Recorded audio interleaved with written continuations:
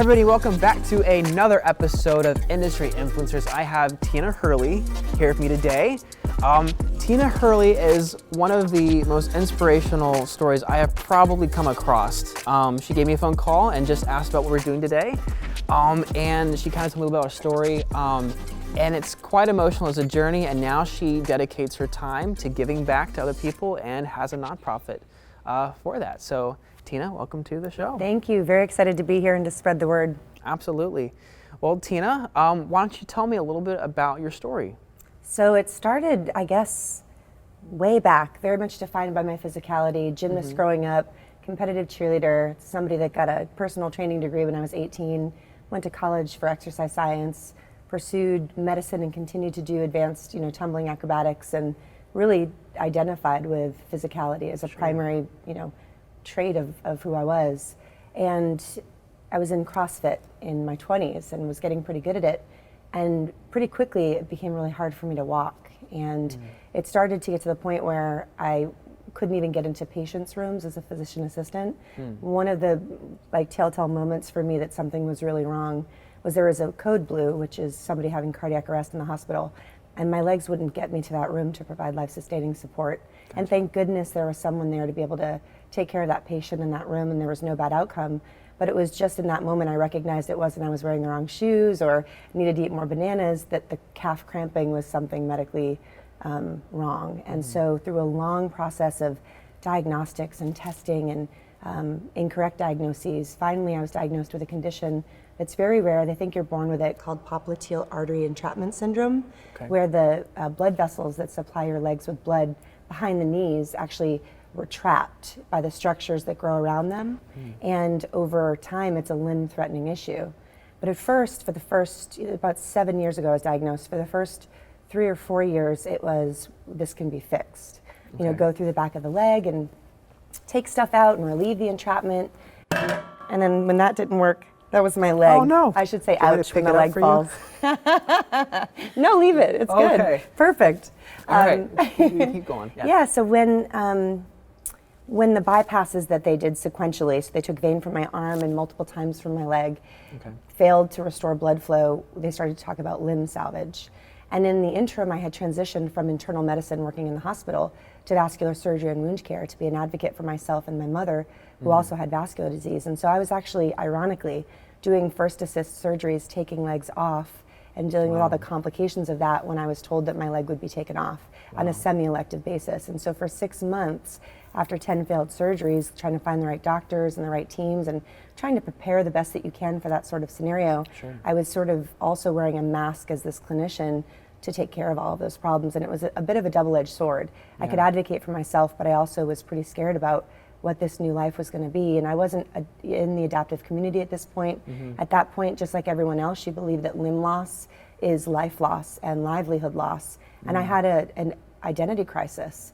I didn't know who I was without the ability to do physical things or my job, and who am I at the center, and what do I have to offer besides the personal achievements that I can do. And so I decided to try to make light of the situation. I had actually seen in the Boston Marathon bomb victims, one of them had actually thrown a farewell foot party.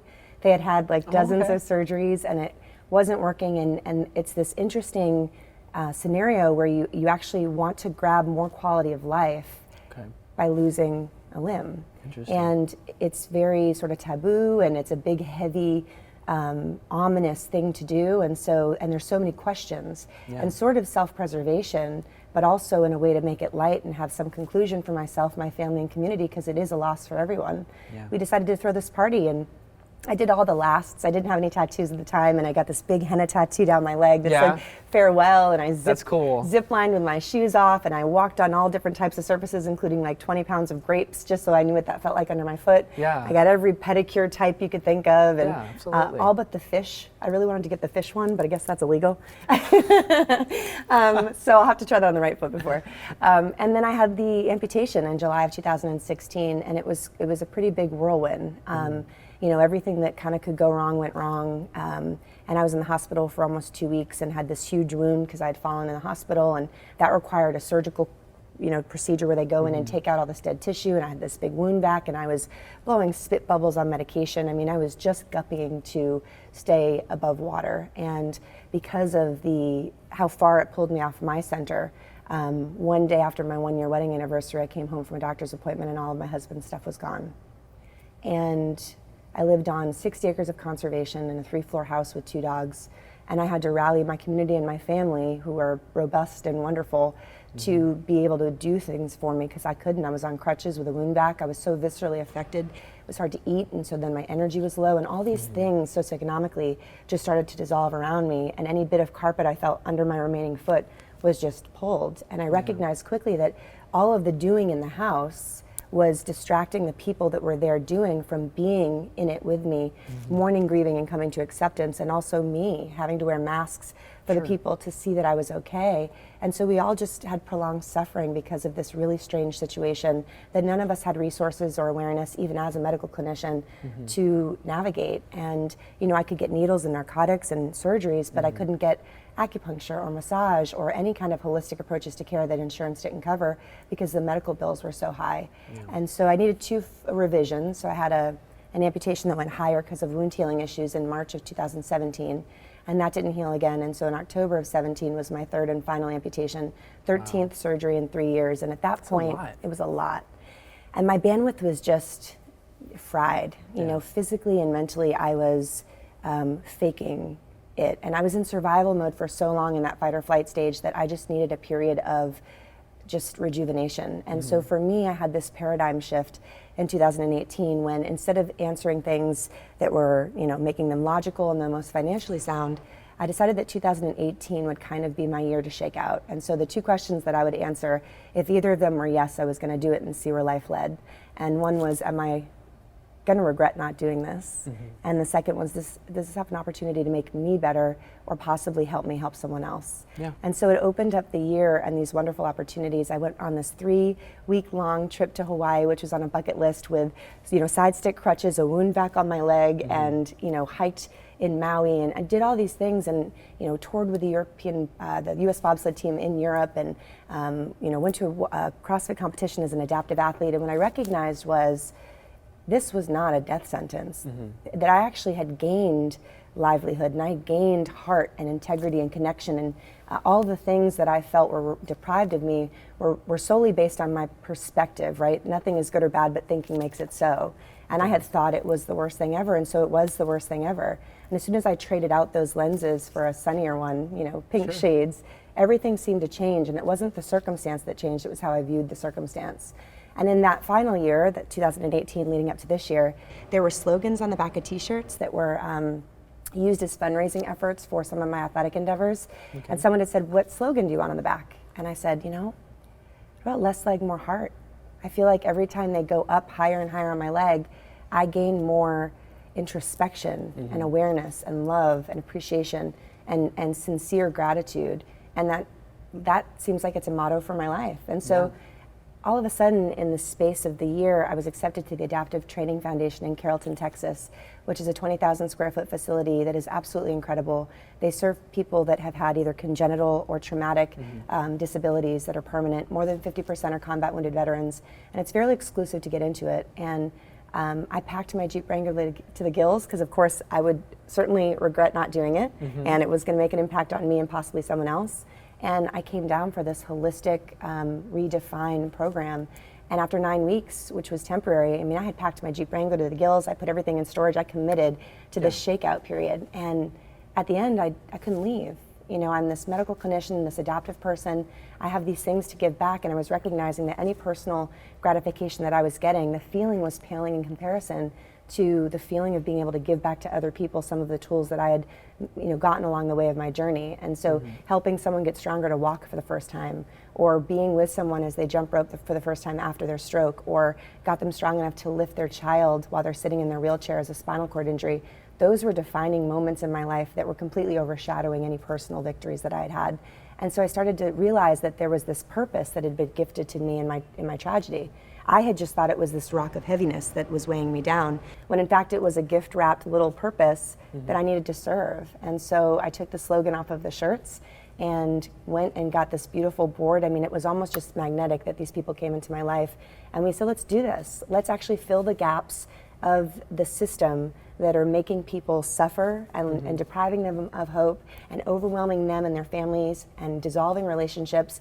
And let's add to the layers of care that other nonprofits are giving and try to band together to unite. So we take all the pieces of bread that are floating in the ocean as resources and we kind of pull them together and make people in the midst of their grieving not have to go out and search for the things that are vital to their vitality. And so that's sort of landed me where I am now. I mean, we're full blown getting the word out and just trying to make people aware that we're an entity that's there to help them and their communities, educate folks about what both sides of the fence are like as an able body and someone with a disability, and trying to just break stigmas and make people aware that things are only weird when you act weird. You know, and that asking questions directly and that educating yourself is one of the first and most powerful things that you can do to bridge that gap. Absolutely. Well, there's definitely a lot that goes into you finding mission and purpose, and I know there's probably an emotional journey.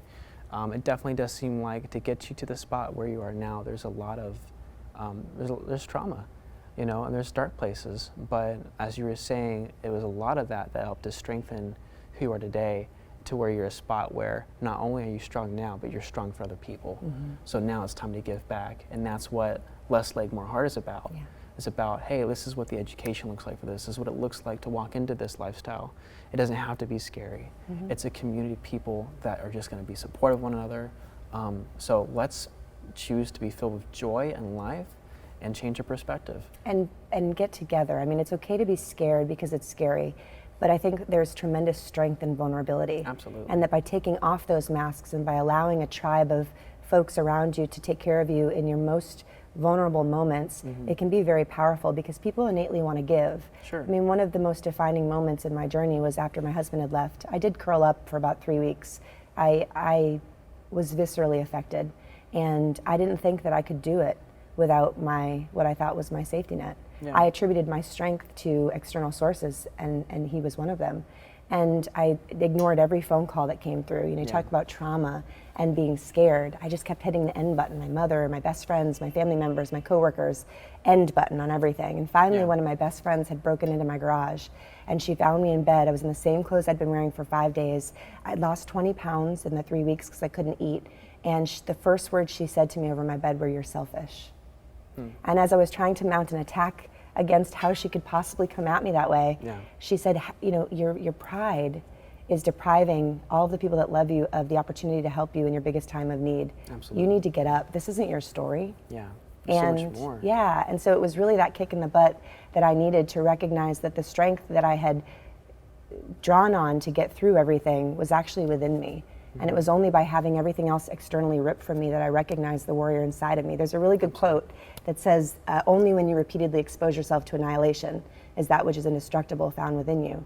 And so walking through the fire and experiencing those hardships and then allowing yourself that moment to allow people to come in is critical in your recovery. Absolutely.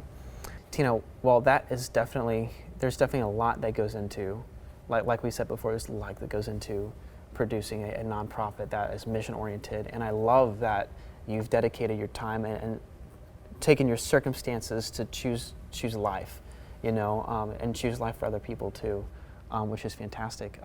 I know there's a lot of other people out there that have the same heart as you, whether it's within the same field or different, that want to be mission driven. What is one of the biggest challenges with going from this is my story to how can I use this to impact other people? Yeah, you know, state regulations govern what you need for logistics. And so I think that the primary challenge is you've got this mission, your why is strong, and you need to figure out the hows. And so there's these governances that you have to make sure you're paying attention to, all of the paperwork, and then you have to get a really solid board of people that are advisory, that really stand behind the mission, and start to internally build what is going to be a multifaceted, dynamic business.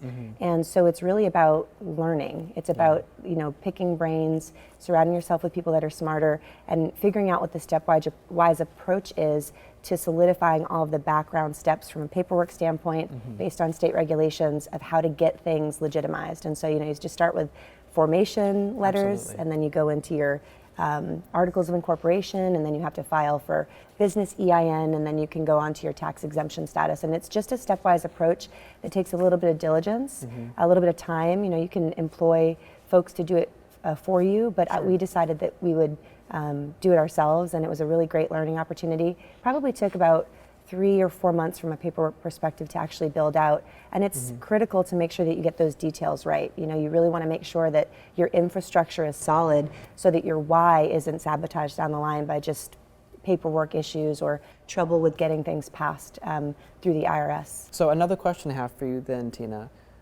as someone that is interested in nonprofits and ministry, and as audience are wanting to get started, what's the balance between how much do you invest in the business versus how much do you invest in the actual services that you provide for people? That's such a good question, and I think it's different for every business depending on what sort of cycle they're in. Okay. We have had a hard time justifying allocating fees to marketing. I've been asked to be on TV shows or radio stations for fee, and when you think about that $150 or $250, that feeds a veteran, combat wounded veteran for the majority of a week. And so the implications of allocating that money to different sources when you're not sure necessarily what the outcome of that's going to be from a donation standpoint or an impact standpoint, it's all a bit of a gamble and guess and check. And so the formula is different for everyone. I think it depends. I mean, for us, local community is really important. We want to rally local community and local business owners to get involved with the folks that are in their community that are suffering. Not only to build the morale, but also to build a community of services around those folks with disabilities, and to familiarize everybody with the situation and to promote inclusion. And so those things are not necessarily huge financial burdens. It's really about boots to the ground, being in places and networking, and you can do a lot of that for very little money. Starting YouTube channels, the way the world's going now with social media platforms. Like industry influencers? Yeah.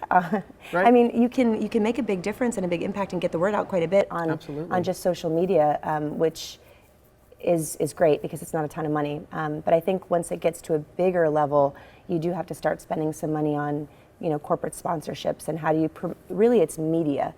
Telling your mission in motion or showing your mission in motion through video is sometimes the most powerful way to do it, and usually you have to employ people at that point to get things going. And so I think it's about your impact and what you stand to gain from the loss expense wise, and then also what that money would have gone to, and you kind of factor all of those into whether it's an opportunity you should pursue or not. Absolutely, and I'm sure that's probably a balance for everyone, for sure, as you're saying. Well, real quick, want to do a quick shout out to our location sponsor, because without them it wouldn't be possible to be able to do this series. So Trey Group, thank you for being our sponsor today. If you are a business and you would like to showcase your business on the go, make sure to visit the Carrollton location, because they have a lot of different options to showcase your brand. So make sure to check out the location. So, well, I would say one last question for you, Tina, if you don't mind me asking. What are some maybe like 3 research takeaways that you want your audience members today, whether it's growing their business, starting a nonprofit, what's maybe like 3 different things that they can start applying and use today? So I think whether you've been through significant trauma or not, everybody searches for purpose. So I would say try to dig deep and find your why. Find the thing that sets your soul on fire and seek that which fans its flames, whether that's starting a business or it's donating your time in local communities. Just find your why and try to honor that. Live for the legacy and the mark that you leave on the world, and that comes in a bunch of different flavors. Sure. I would say surround yourself with people that support the best you, and that lessen your ignorance, and that promote you becoming the best version of yourself as possible.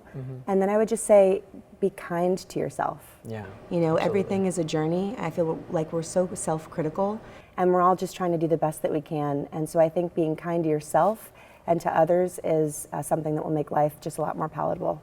Absolutely.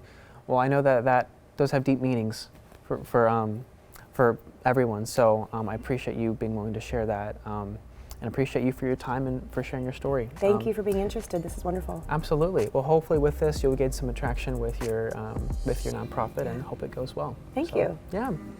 Well, thank you guys for watching today. Oh yeah, how can people contact you if they want to be part of your nonprofit Sure. or help out? Our website's www.lesslegmoreheart.com. We have social media platforms, Less Leg More Heart on Instagram, Facebook, YouTube, LinkedIn.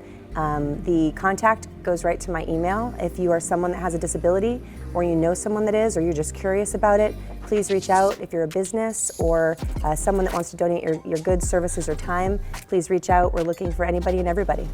Sounds great. Well, make sure to volunteer with Less Legs More Heart if you have the time and services and donations available. So they're a good nonprofit, do great work. So, well, thank you for your time, Tina. Trey. Appreciate you being on the show. And thank you all as well. So make sure to like and subscribe because we have a new industry influencer every week. But that's it for this week. So Awesome. y'all take care, you guys. Bye. Bye.